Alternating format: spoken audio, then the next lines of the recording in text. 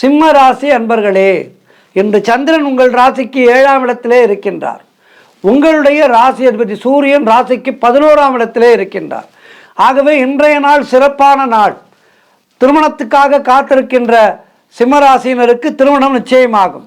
காரிய வெற்றிகள் உண்டாகும். நீங்கள் எந்த விதத்திலே முயற்சி செய்தீர்கள் என்றாலும் அதிலே சிறப்பான ஒரு பலன் கிடைக்கும், வெற்றி கிடைக்கும், பூரணமான வெற்றி கிடைக்கும். பூர்வீக சொத்திலே இருந்து வந்த பிரச்சனைகள் எல்லாம் விலகும்.